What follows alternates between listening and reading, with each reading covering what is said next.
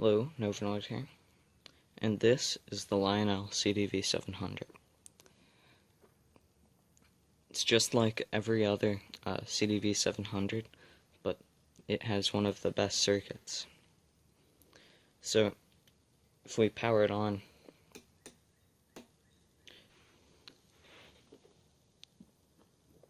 readings go quite sporadic because there's a short in the cable, but if I let it settle down after shorting it, you can notice it'll hang at about 0 counts per minute. But when a particle passes through the Geiger tube, it'll ionize the gas in there and essentially allow a little bit of current to flow through the tube. So, if I put it near the check source, which is located on the side right here, it's a little piece of radium which emits beta radiation, and with the shield open we can detect beta radiation. With this closed, however, we cannot. We can only detect gamma. Now if I place it over here, you'll notice that it starts to go up, and we've maxed it out. Now we need to switch to times 10 mode, which now everything you see on here is in times 10.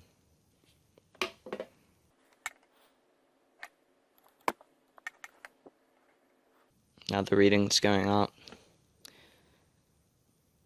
and it should go up to about 0.2 roentgens per hour, milliroentgens per hour,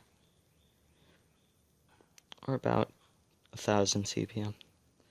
So with the beta shield open, you're only supposed to read in the counts per minute, but with it closed, it's calibrated so that you can read in milliroentgens per hour. And also, because the probe is made out of nickel-plated brass, it gives it the effect of energy compensation when the shield is closed. So, it also has a times 100 mode, but that mode is useless for me because I don't have anything that'll make it go very far in the times 100 mode. But if I do place it near the check source in times 100 mode, we'll go up just a little bit. I don't know if you could see that, but it went up just a little bit. And alright, so something else. There's about 900 volts running through the tube, and the tube is located inside of the probe, obviously, and looks like this. It's a pickle probe kind of thing, and it's got a thin section just for the beta shield, and the rest is a little bit thicker. And it's got an old style Amphenol socket, which is pretty old. Alright. Also, it has a headphone jack, but it's not a 3.5mm headphone jack like most people have in phones and stuff. Now let's open it up. On the inside, you can find 2 D batteries, which operate the entire device with a battery clip. And something to keep in mind is only the Lionel has 2 batteries. The Victorine has 4, and I think the Anton has 5, but something else to note is that with modern day batteries, sometimes the battery clip can short the batteries, and that's not good. So you want to avoid that. Here's the calibration pot right there, and that calibrates it. Someone drew a line of the calibration there.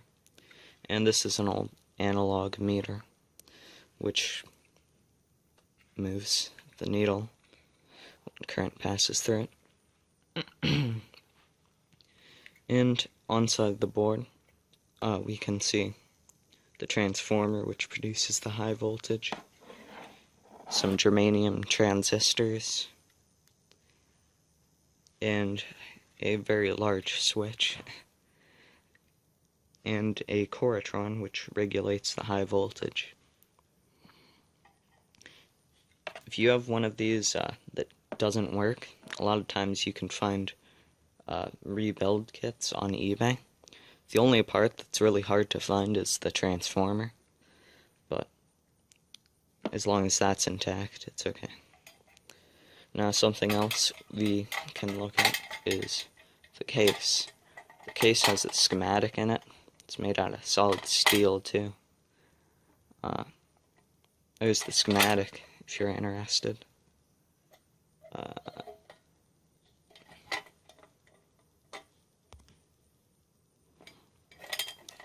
So,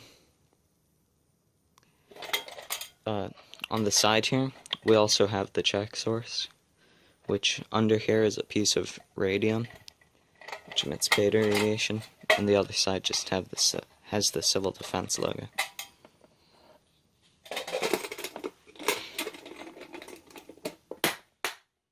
I just made a little speaker for this, and if we go over here, we can see the speaker itself, the amplifier board from an old phone speaker, and the inputs for that, which originally went to an aux cable, are hooked up to where the headphone jack port is centered right there.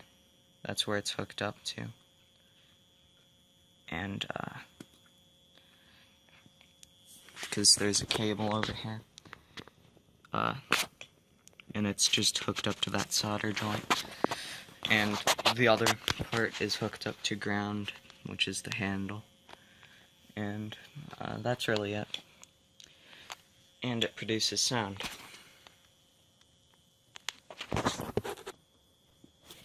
Alright, here it is on ×1 mode.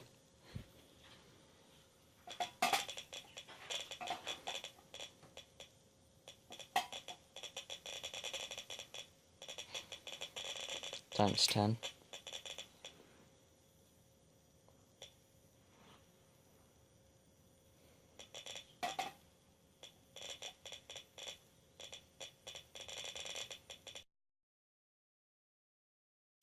Alright, and here is a small piece of americium from a smoke detector. Oops. That's a short in the cable.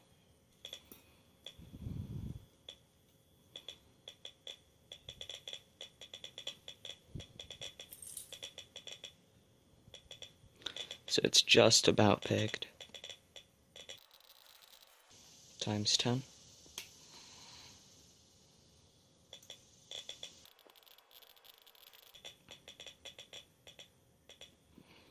And with the beta shield closed, we'll get nothing, pretty much. Yeah. And same with the check source.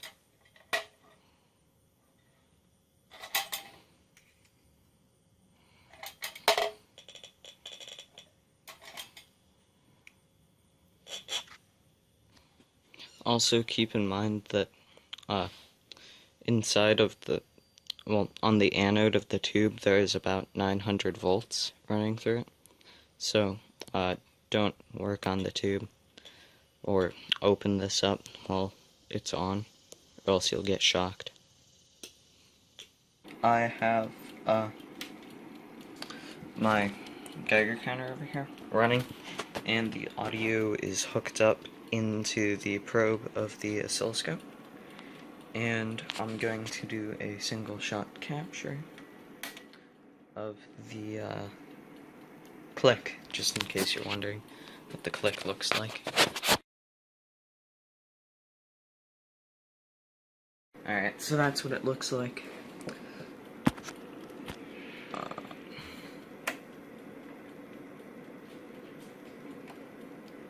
Alright.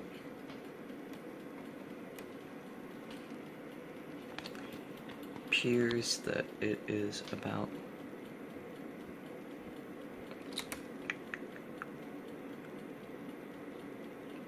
1.32 volts. So, yeah. That's what it looks like on the oscilloscope. Thanks for watching my video. I hope you enjoyed it. If you did, please leave a like and subscribe.